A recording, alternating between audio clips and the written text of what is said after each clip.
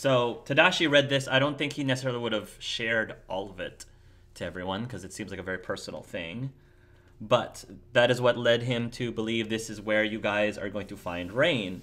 So you go into this city, and he will lead you towards the burnt Building. beam building, and you'll find the keypad.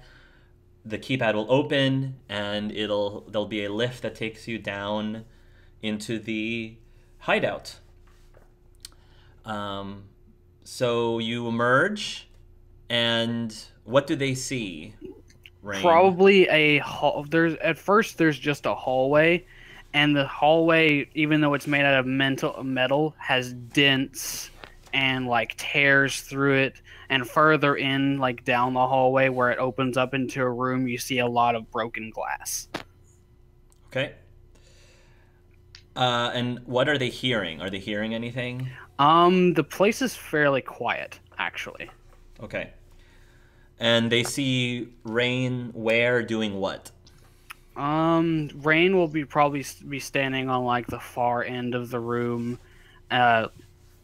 There's a big like sort of computer screen or monitor above her, and she's doing things on a terminal.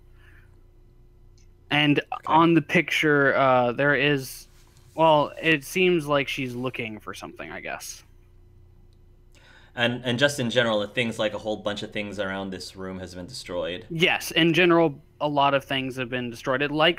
Think of someone finally losing it and throwing like a temper temper tantrum or something like that. The temper tantrum. Sort of like what Maximilian did whenever Mm-hmm. Jody did the thing. Okay. Right. So Faith and Salo, what do you guys do? Faith would probably look around and think, dang, she tore this place up. Something must be going on. Is everything going all right, Rain? around her there's been like a few like feeds of information that she seems to be looking at. And whenever she hears someone's voice, she like the feeds close. They were probably like separate video feeds. You could probably see some movement. And she just answers fairly quietly, told you not to follow me. We were worried about you. We come this far together. We wanted to make sure you were okay. Why? Because you're our companion? Why wouldn't we be worried? I've lied to you this entire time. I made a shitty friend, or I made a shitty captain and an even shittier friend. I don't think that's true. You've done what you can despite despite all that's going on. What you can tell us. You've done the best you can. That's all you can ask for. I've always done the best I can, but it's just never been good enough. Good enough for who? She kind of clenches her hands into fists, and on the monitor will show a picture of her with her old crew. Good enough for them to have, for anyone that I considered my friend. I couldn't save anyone. You're about to save an entire goddamn universe. Multiple entire goddamn universes. I'd say that'd be good enough for them. But if it wasn't for me, then my universe wouldn't need saving. I'm the one that put them all through that to begin with. You've made mistakes. Everybody makes mistakes. Some made big mistakes, some made Little mistakes, you gotta own up to it and try and fix it. She will turn around finally. And whenever she turns around, you can see like that she's been crying. And even now there are some tears coming down her cheeks. I've been trying to own up to it. I just don't know how. How can you still look at me the same way? Salo will step forward. Without you, we wouldn't be anywhere near as far as we are. Without you, we would have probably died the instant we came into another universe.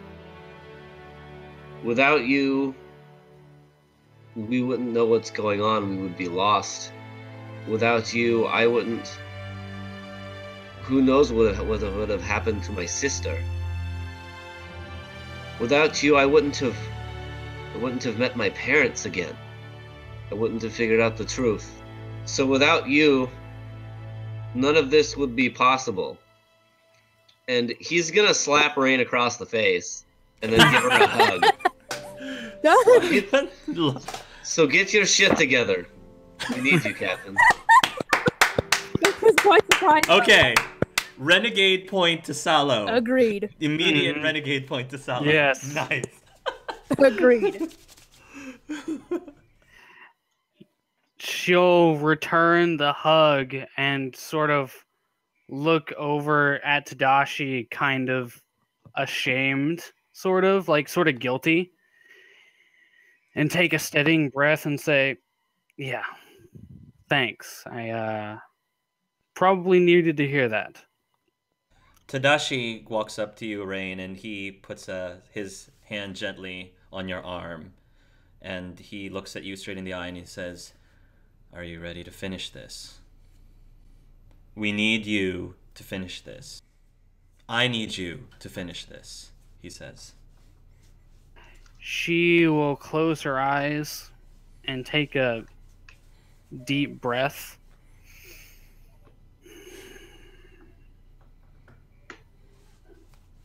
Right. Salo, you're going to have to fill me in on the parents thing later. Or after this. But she's going to walk over to Tadashi and ask, "How did you find me here? Anyway." Tadashi blushes a little bit. "I may have had some help with a little bit of snooping. Sorry," he says. "I didn't..." He holds up the journal and he says, "I didn't read all of it, just the last entry." She will roll her eyes and take the journal back. Can't believe I just left this somewhere. So, I guess, since we're all here, can I ask you all something? Sure. "Sure," Nilu says. Absolutely. What are you all fighting for? Now, I don't mean to save the galaxy or anything like the grand hero stories, but what are you fighting for? Nilu is the first to respond. "I'm fighting for my family. Originally, that was my brother. But now I'm fighting for so much more than that." Yes, I want my family to be able to be together in a world, in a better world than the ones that exist now. I'm fighting to ensure that my sisters don't have to go through what we did in our galaxy. That they don't have to worry about the Reaper suddenly showing up and killing everybody they care about. Tadashi says, "And I'm fighting for what is right, for what I believe is right." She's going to take a steadying breath and walk a little closer to Tadashi. Say, okay, well, I guess it's my turn, but don't freak out yet. She just kind of Mhm.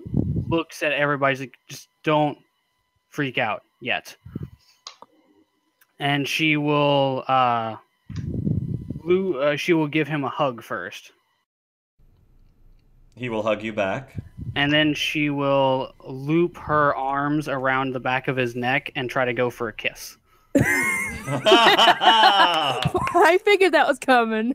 Tadashi will hesitatingly at first, but then he will submit to it 100%. And in his mind, like briefest of mind meldings, she will tell him thank you, for one. And number two, that she does remember every moment that they've shared for the past 3 years. And that he doesn't have to say anything right now, but if she's not going to make it, well, at the very least, she finally had her first kiss. Just inject a bunch of cheese and dork into that. He responds back, simply, you have no need to thank me. And then, whenever she pulls away, she says that I'm fighting for everyone I care about and to try and earn a second chance. You may freak out now.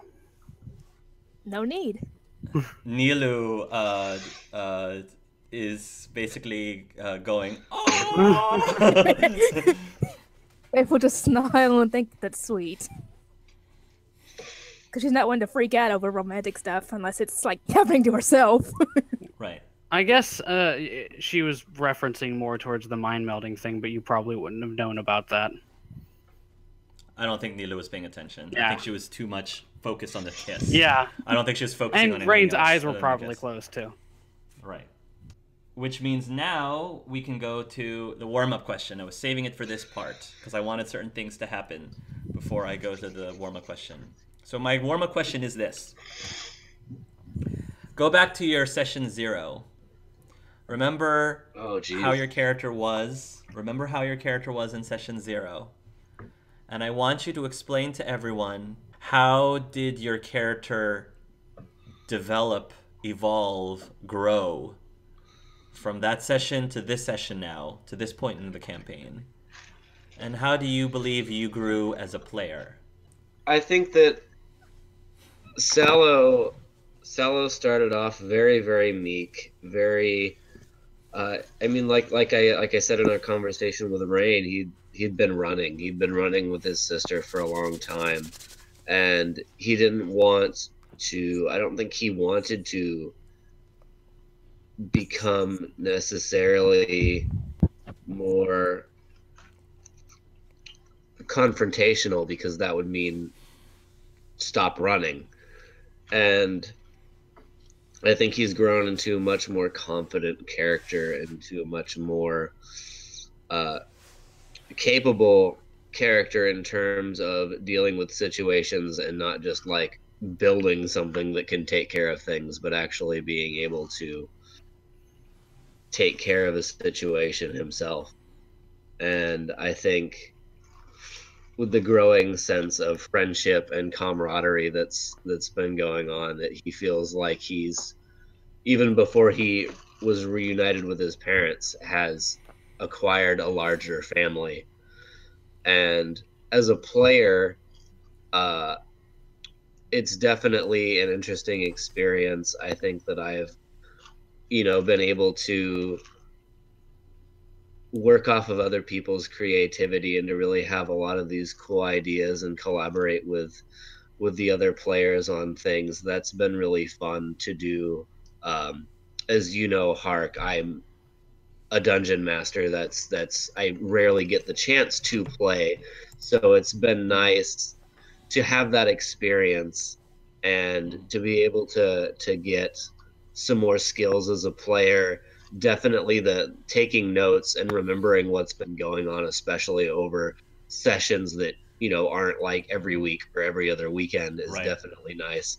Because I've had a taste of my own medicine as someone who sometimes get frustrated with players who don't do the bookkeeping, and now I'm in the situation where it's like, oh crap, I need to do this. Like, oh, I forgot about this. Like, so it's nice to have that experience and get those skills up as well. Yeah. And to be fair, you guys have been really good sports, because I know how challenging this is. The fact that you guys have few sessions that are spread out as opposed to on a weekly or every other week basis. So I appreciate you guys' patience throughout this whole thing. I know that can be really hard. How about you, Jess?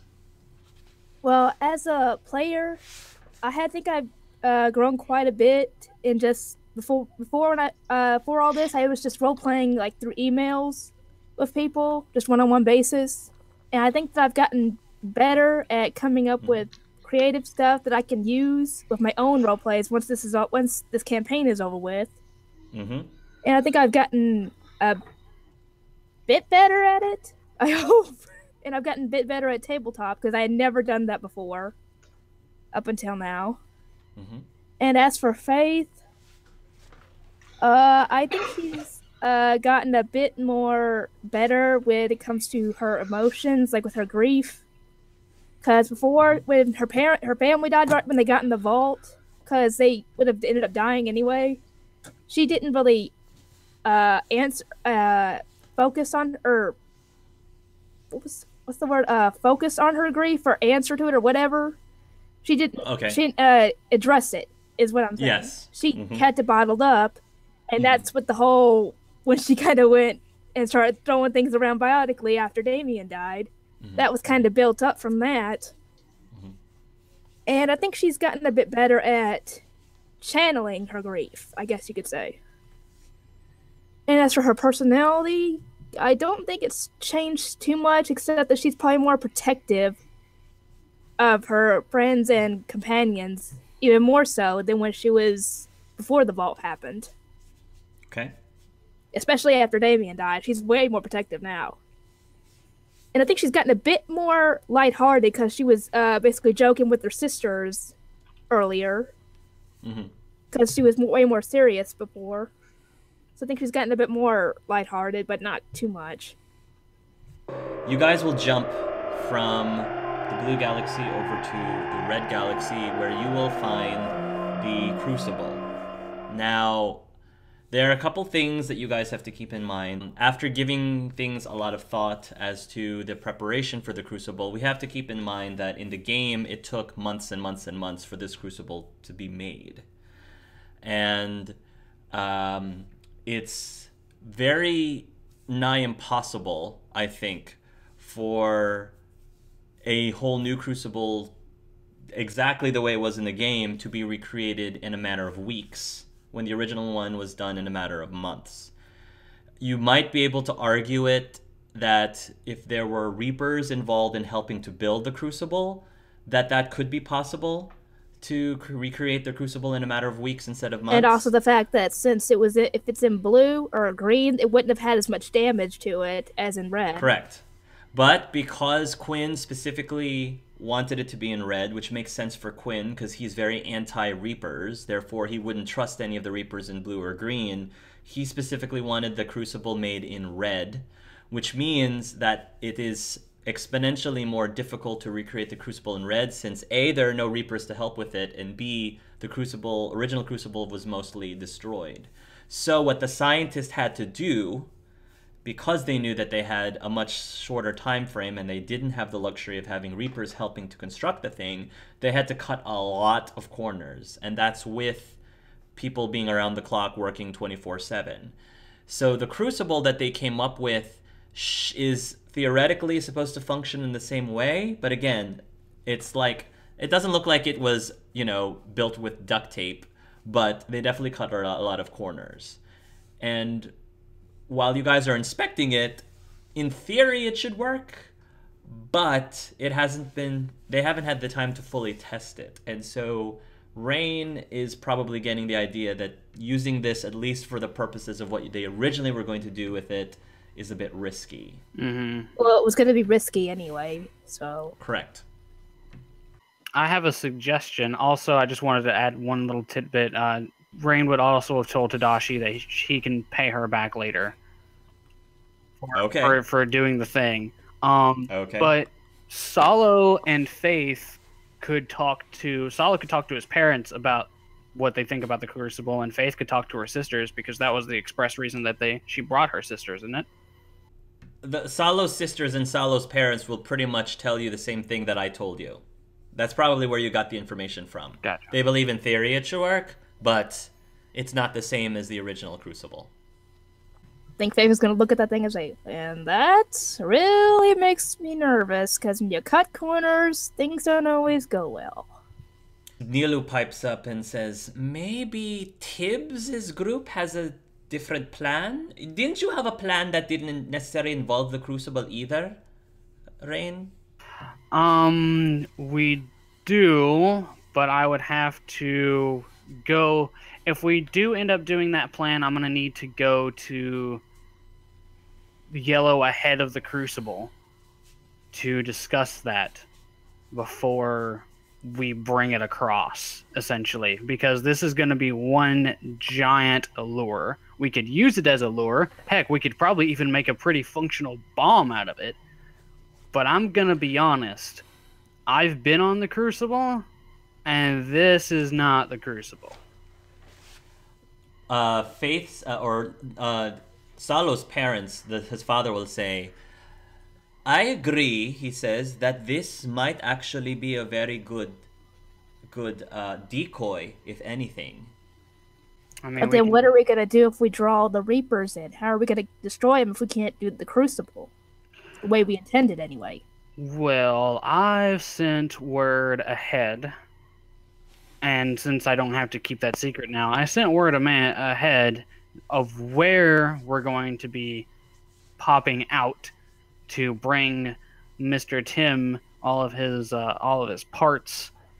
And if the Reapers do follow us through, he better have a welcoming committee, because there's probably going to be a lot of them. So I've also told him to try and evacuate the surrounding planets if he can.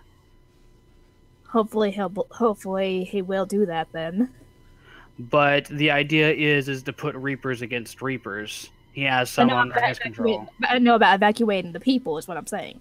Yeah. I don't know if he would actually... I don't know what his morals would be on that. Whether civilian casualties would be part of it or not. Joker will say, if we're trying to find an alternative on how to take care of the Reapers, then maybe we should try to get you guys over to Yellow. Rain, you and Tadashi maybe can speak to Tibbs. Hopefully the rest of your friends will be there, and maybe you can hash out a alternative plan. Yeah, it sounds like we probably should get a plan B going. Joker, Yeah. I would like you to come along, because if they are there, then we can see what Elias has been made on progress as far as Edie goes.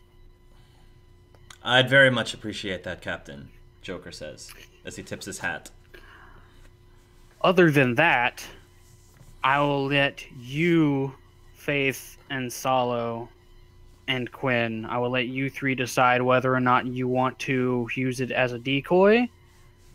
Like, let's work off of the plan that we're not going to stick this into the Citadel. We can either use it as a decoy, or you can try and jury-rig it into a bomb as well as a decoy. If we did it as a bomb, I don't know if it would take out all the Reapers, though. It couldn't hurt. Well, True. it could hurt, and that's the point. But anyway. It should be enough if we can get it close enough to Harbinger, who is probably going to be the one. That's what your mom says, Basalo's mom says. If you can get it close enough to Harbinger and if it's a decoy, it'll probably want to make its way over to the Crucible itself. Personally, it should be large enough to take out someone the size of Harbinger, or maybe even more with it. Well, if we aren't going to use it to plug it in, we might as well make it explode. That's the spirit, brother, Nilu says, beaming. Yeah, well, then the That's- question is, what are we gonna do after it explodes and we have Reapers attacking us? That's where Joker comes in and gets us that's where our pilots come in and get us the hell out of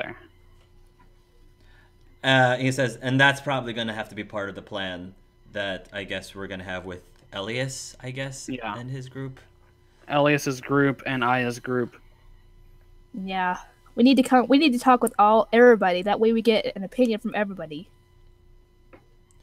Sounds like a plan, Joker says. Let's do it. We can probably take a small ship, just the three of us, over to Yellow to hash out the plan, and then I'll come back and inform you guys while you do your best to make this thing explode. That sounds like a plan to good. me. Sounds like a plan to me. It's best we got anyway. So, Rain is going to go with Salo Rain is going to go with Joker and Tadashi into the Yellow Galaxy, and they'll have their meeting. So out of character, the last session that I did was with the combined Bravo and Main Squad, and they met up with Rain and Tadashi, and they hashed out a plan. Okay. Yeah. So they have a plan figured out. Okay. So that's all happening now. Okay. And then now that they have a plan, because they're going to execute said plan for the finale, Rain Okay. is probably going to report back to you guys, like have you guys come join her in Yellow, and you can report back to you guys what the Alpha Squad role is in the plan. And do you want to bring them back to Yellow before or after Tadashi smacked you in the butt? Yeah, And by that I mean Tadashi, Tadashi. with air quotes. Tadashi smacked you in the butt. Do you want to do that before or after? Probably before, because she just heard the plan. Like, they were just filing out of the conference room when that happened, and Aya pulled Tadashi aside. So she probably didn't have enough time to do it yet, like to go back and get Okay. them. So something happens where, air quotes, Tadashi smacked Rain in the butt. And Rain Air left quotes. very flustered. And Tadashi will run after you. So now we're going to play out that scenario since we didn't play it out last time. Yeah. Tadashi he's blushing, and he is rubbing the back of his head and says, so you know that wasn't me, Well, right?" she'll spin around and she still has like her hands behind her back. It's like, that hurt, and that is not what I meant by paying me back. He says, I know, it wasn't me, okay? I would never, She he just kind of raises gets an very eyebrow. flustered. She just kind of raises an eyebrow and is like, oh. No, he says, not like that. Well, then, do you have a reasonable explanation? He stops. My sister, messing everything up. She's always messing everything up. He says slowly. What do you mean?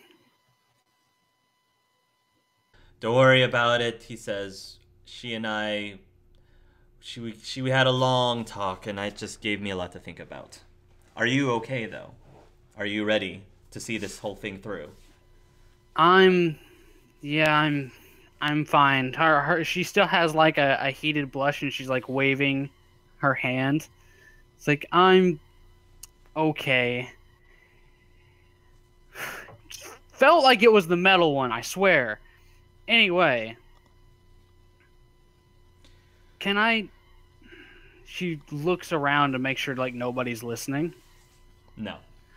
Can I ask you a favor?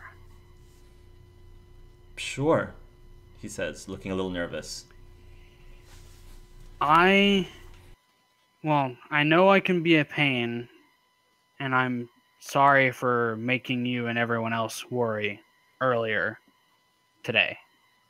First, I think I should say that now that I've had time to think about it. And secondly, I have one more card to play. And I'm gonna need you, if you can, to keep the group together. Sure. What is it? That is a secret. Okay. Just looks can be deceiving. That's all I'm gonna say. Does this have anything to do with... He starts trailing off. With what we had talked about earlier? It might. Okay. And before we go back to the other thing, she is going to tell Tadashi that I'm going to be sad to see Lucas leave, you know, but he needs to be with his parents. Oh, you mean the really adorable kid running around with that really adorable Turian? Yeah. I could never replace his parents. So I'm glad that he found someone. But I'm going to miss him a bit. He nods. Oh, that reminds me. She kind of shyly pulls out the necklace, which I'm going to inform them about in a minute. But she's going to pull out the necklace with her name on it and hand it over to him. I don't know if I can accept this, Rain. Well, I can be kind of unreliable, so it might be best if you hold on to it. He shyly holds out his hand, hesitatingly. He's very shy about it. And she'll place the necklace into his hand and say, "Why did you?" He's holding onto it, but his hand is like shaking nervously. She will kind of like make him take it, like curl his fingers up. It's like, thanks for coming after me, even though you didn't do it. If I'm supposed to do this favor for you to keep the group online, I kind of want to have an idea of what's about to happen. Can you at least trust me enough for that? Just so that it doesn't take me completely by surprise? Well, surprise is part of the plan, but if you have to remember anything, remember this. I would never leave until I see this through. He studies you carefully and says, okay, is that it? I want to tell you, I do, but I want you to know I'll be okay. Okay. I'm trying, I know it's vague and I know I'm a pain, but just trust me. After that, no more secrets. After that, no more secrets.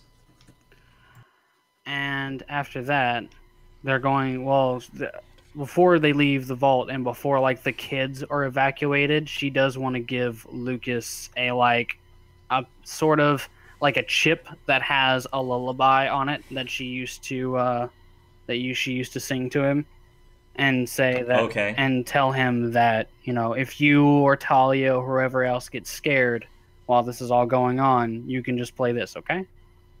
Thank you, Miss Rain, Lucas responds. And she'll give him a hug before she goes to fetch her group. Lucas will wrap his small arms around you and also give you a hug. So then, Rain is going to invite the Normandy SR2 to make it over into the Yellow Galaxy. Wouldn't she have gone back to Red first and then told them? Because she's wanting to, whenever she leaves, whenever she comes back to Yellow, she was going to bring the Crucible Bomb. And it's going to kick off like that. So she won't have a lot of time, and she'll have to go to the Resistance and do the thing. Okay, so she wants to go back to Red, tell them at Red? Yeah, tell them at Red and ask them how the bomb is going. And then bring them all to Yellow? Yes. So she'll tell them the plan in Red. Okay, that's fine. So you go back to Red, you go back to the Crucible, and then you have your meeting with at least Salo and Faith. Yeah. So while they're out, they would probably have gone to like a more secluded location. She's like, okay, so here's the plan. whenever we come back through, it's going to set off the thing for the coup. But Tibbs is not going to act immediately.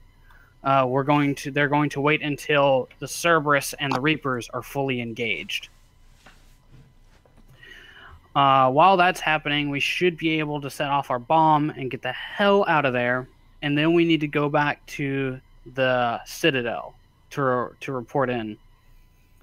And also, Salo, I have this, and she might not have it with her. Joker might have it with him, but she'll say, "We got the new Edie. We can make the transfer now." Great.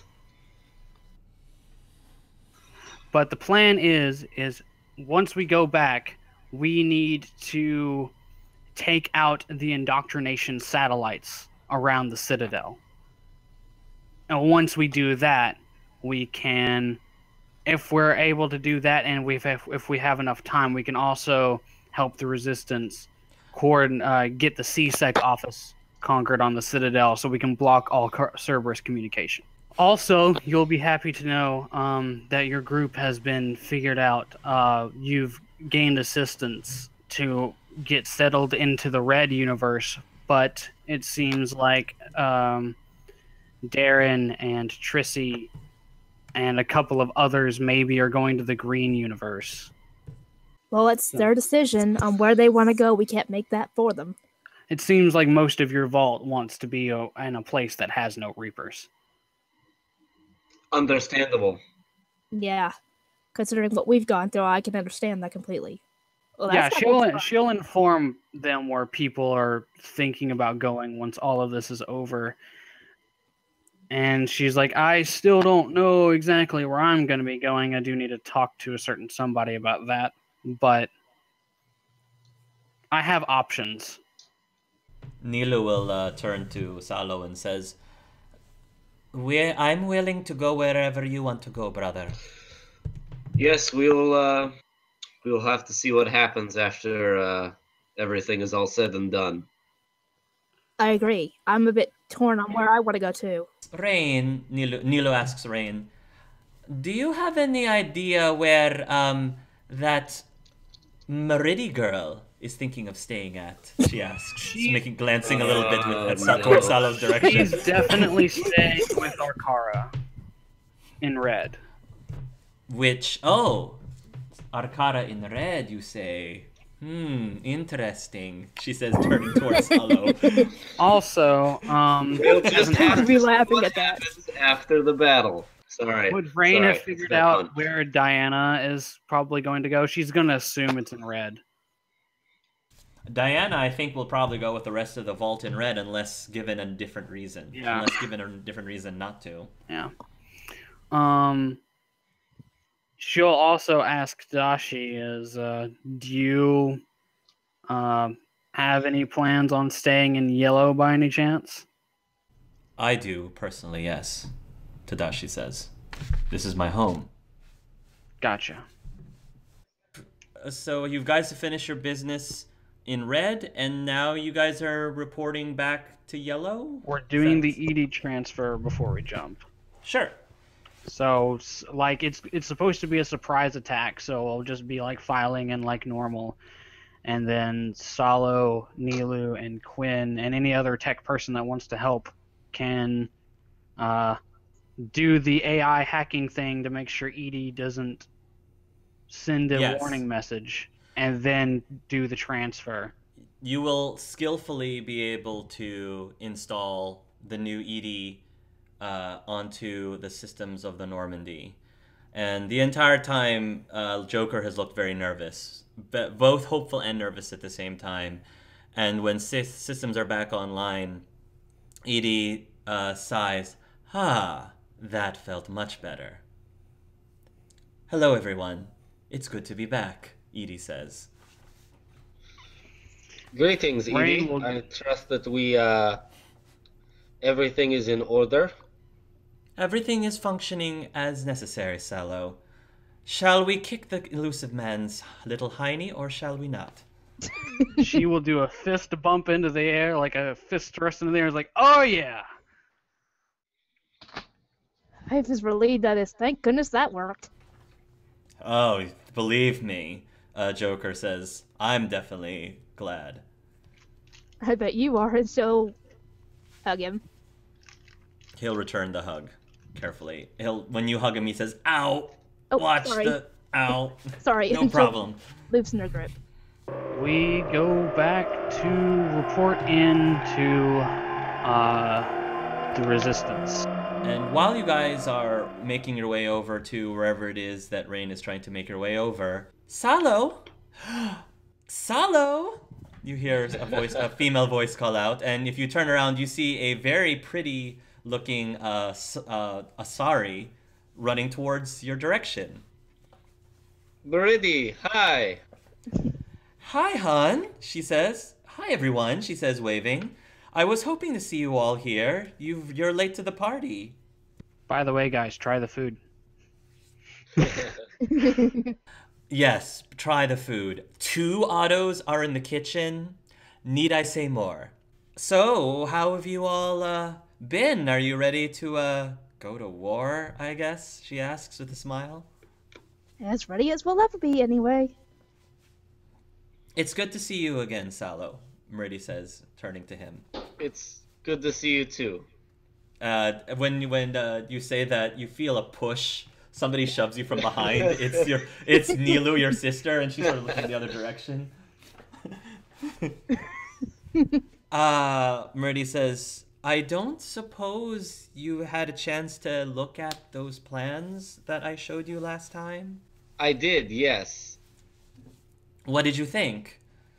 Well, out of character. These are the plans for the robot thing that I talked to you about. Yes. Can you describe for the viewers what specifically the plans were that Drimmy made? So the plans were for kind of a drone-like thing with a body, and it hovers, and it has little arms that kind of can pop out. If you think like R2-D2 when he has those little arms that pop out, it's got a bunch of those all over, and it's has the holographic projection of a head of Drimmy. Yes, it's got a holographic projection of his head as well as a programming of his personality. Oh. And I will present such. You already finished it? Meridi asks. Yes, it took me a little while, but yeah, I have it done. If you'd like to see it. I would. That would really mean a lot to me. Thank you. I push some buttons on my Omni tool, and it will come floating out, and then the head will turn on and greet her. The head greets her and says, hello. Hi, Drimmy. And at this point, Meridi starts to get a little teary-eyed. She starts to get a little misty-eyed at this. I'm not sure if Salo will necessarily pick up on why she's getting teary-eyed by it, but she starts conversing with the droid for a while. And when she's in the middle of her conversation, she turns back to Salo and says, this is very beautiful work. You have no idea how important this is. Not just to me, but to many other people also. Sync especially, I'm sure, will be very pleased to see this. I'm just glad I could help you.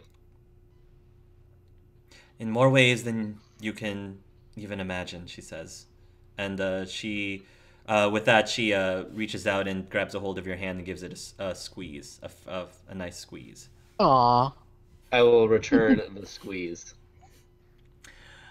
She'll lean in and she'll give your cheek a kiss. She'll give a peck on your cheek. So, I heard that you guys are about to go on a very important mission. Yes, we're about to initiate what seems to be the final run here. You thought about what you were going to do when all of this is over? She asked. I heard a lot of people talking about going to this galaxy, going to that galaxy. Not that, I necessarily care that much. I was just curious. She asks. Well, I guess it kind of depends on what happens. I was reunited with my parents recently, Nilo and I, and so they're a little complicated, but we'll figure them out after we save the world. That's wonderful news. I'm so happy for you both, she says, turning to you and Nilu. Thank you. It would be really an honor to meet them if the opportunity ever arises, she says. I'm sure they would love you. She smiles. I'm nothing special, dear. And anyone who knows Murdy at all is probably like, that's not what we've been feeling. That's not how we felt, but you can say that. You can say that if you want. Good luck out there, and be safe. Thank you. And she says, well, I'm going to go and get some more of these mods that Elias wanted me to work on, and, if you have time to say, at least good luck before you leave, that'd be great. I'll make an effort to stop by before we leave. Awesome. All right. Good luck. And she leaves. Yeah, I bet you're going to be stopping by. Say good luck. Oh, yeah, sure. Does Salo respond to that? Shut up. This is out of character. Oh, I think that's totally in character. I would think that's totally in character for Quinn to just appear. He just appears unstealthed. Okay. Quinn, how long have you been standing there? Nilu asks. A while. I figured it's time to stop hiding behind shadows. Well, we've got a lot riding on our final mission. Do you think you're ready? Nilu asks. My lieutenants all say their forces are ready. Stigma is ready to march. They're just waiting for the word. All right. Let's see this to the end then. At that point, you hear another voice call out, Faith! After so many years, after all this time. And Faith will turn around, and there is Timaeus Danimus standing. I'm sorry I didn't kill this one too. Faith is gonna tense up with this. Faith is gonna tense up with this. He saunters over to you, and he immediately gets himself into your personal space, and he wraps an arm around your shoulder. He says, I heard there was another one of you running around. He's gonna get annoyed and move his arm off her shoulder and say, and I was hoping I would never see you again. Hey, he says, what's this? It's like we don't even know each other, right? We just met. I'd rather not meet another you, especially if the you is like the one I know. Oh, come on, baby, he says. What did I do in your other universe, exactly? She'll get annoyed and say, you tried to force me into having you as my bondmate. Oh, I'm sure you liked playing easy to get. I think she'll get annoyed at this and use her biotics to amplify a punch to the face. I did not like it. You punch her to the face. He gets thrown back. It causes a bit of a commotion from around you. He, takes his hand and he rubs his cheek and says, maybe you're not so different from the other Faith after all, he says. And he pulls himself up and brushes himself off. Wow. I nailed that on the head. Anyway. Come on, he says. You sure you didn't like it just a little bit? She'll send him an icy glare and say, no, I do not, and if you don't want another punch to the face, I suggest you leave me alone. Okay, all right, he says. I was just trying to be friendly, but I'll give you some space for right now. It's okay. You'll be back. They always come back, he says, as he gives you a very, very uncomfortable and awkward grin. At this point, I think Faith is just gonna storm off while her biotics are kind of flaring and kind of muttering under her breath. I was hoping I would never have to see that guy again. Sallow will lean over to Faith and go, I scanned his biosignature. If you want, I could give you something that will shock him when he comes near you. That will be very appreciated. Thank you, Salo. I'll work on that. Out of character, Rain killed the Timaeus in blue for being a sleazeball. Yeah, she did. And I didn't even know about that. Yeah, Bravo Squad helped rescue this sleazeball. Yeah. If you remember, they helped free this sleazeball out of the asylum. So he will, unless anyone has anything to say with Timaeus Danimus, he's just gonna leave in the opposite direction. Don't let the door hit you. Okay. Quinn, before you guys do continue on, your sister Niha will find you and approach you and say, Brother, you finally show up. Fashionably late as usual. You're my Niha, right? Yes, unfortunately.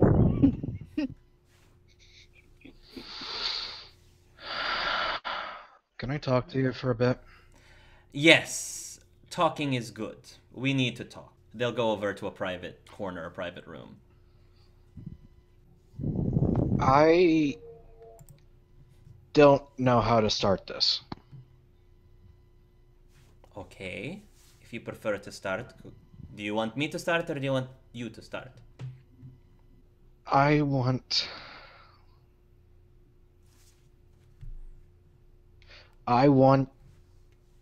you to start. I'll start.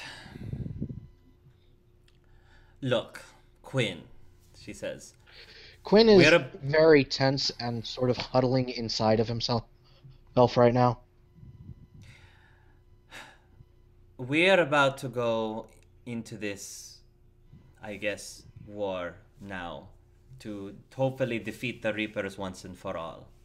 I have no idea if I'm going to come back after this. So that's why I wanted to make sure that the air between us was clear before we go our separate ways on this mission. Well, I'm sorry you hate me for a lot of stuff I don't like you about. I never hated you, she says. I definitely was completely against many things that you've done, but I don't think I've ever hated you.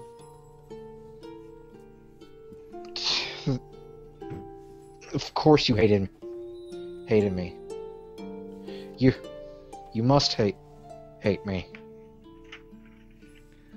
Who wouldn't hate me? It sounds to me like I'm not the one who's hating you. Are you sure you're not the one that's hating yourself?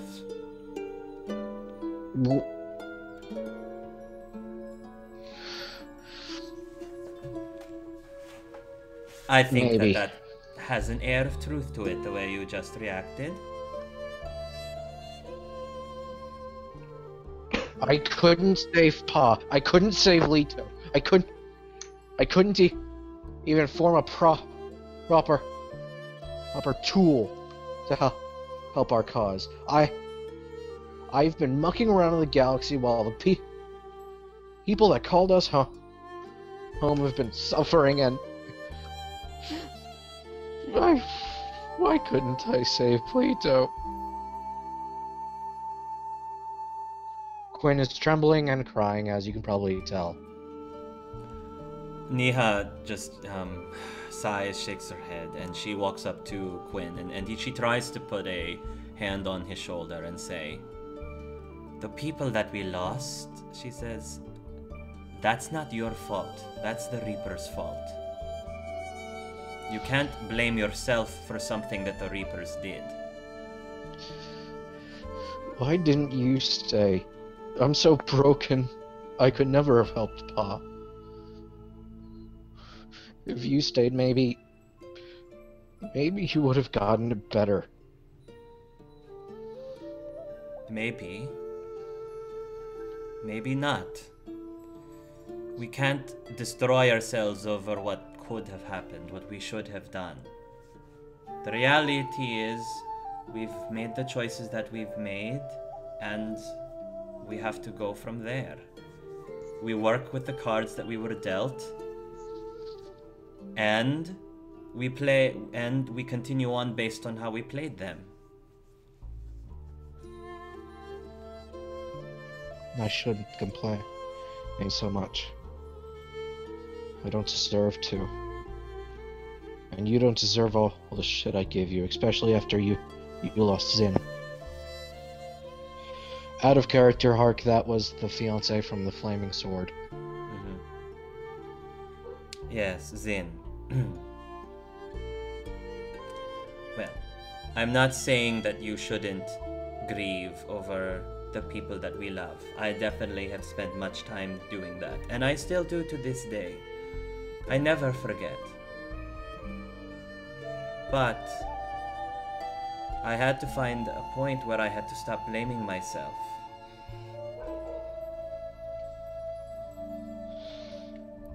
Because the moment that I do...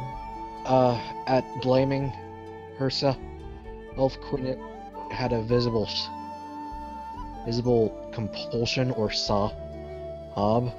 Not vocally, but it hit him. You've spent so much of your time trying to help people, Quinn, trying to save people. But you're not going to be able to help other people until you help yourself.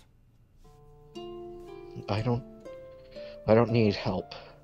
Whatever happens to me is asinine and irrelevant. But I have to do something. I have to...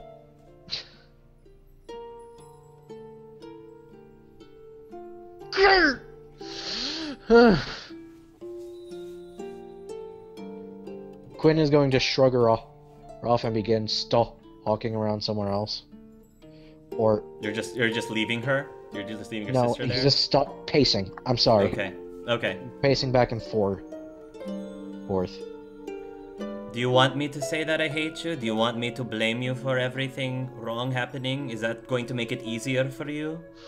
I want things to be right again. And possibly the weakest tone, even more than I can muster. And pathetic tone, he's going to say, I want my big sister back. Aww. Nihad stands there for a moment, and then she walks over to her brother, and she kneels down next to him, and she just wraps her arms around him and gives him a very tight squeeze. Quinn is now vocally sobbing uncontrollably. All the tears. A matter of fact, if we had a close-up of his mask, you would just slowly see it filling up with tears. Yes. Tears. Well, maybe not, but it is visible tear works, and he will wrap his arms back around his sister and while he is sobbing into her shoulder. Quinn, I may have left you many times, but that doesn't mean that I'm not still here.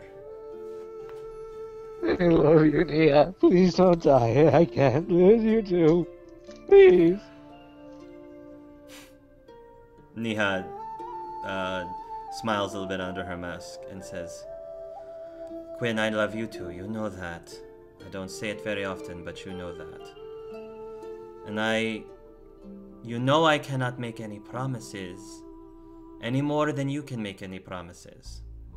All I can say is that we both are going to do what we both have to do. And I hope that we can be proud of each other when the time comes. You've always been stronger than me. I've always looked up to you. Boy. Quinn, you're very smart. And despite some of the despite you being a little abrasive to certain people, I know that deep in your heart you just are trying to help. And you have.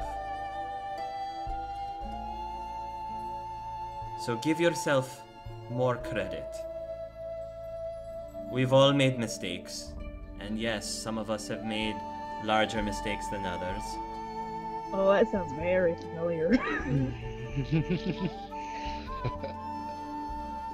But the important thing is what we do with the mistakes that we make and how we react to them. Yeah, I get it. I'll try to make you proud. Ma proud. Leto proud. Pa proud. I know you will. And with that, she'll give you a kiss on the forehead. Mask to mask. Mask to mask kiss on the forehead. Look at me. I've assembled a group of galactic fighters, and I'm weeping like a little boy in his big sister's arms. There is no shame in that. Absolutely no shame in that. Yeah. But I'm done crying. We have a galaxy to save. We have several galaxies to save. Yes, all the more pressure and all the more will to fight. Well,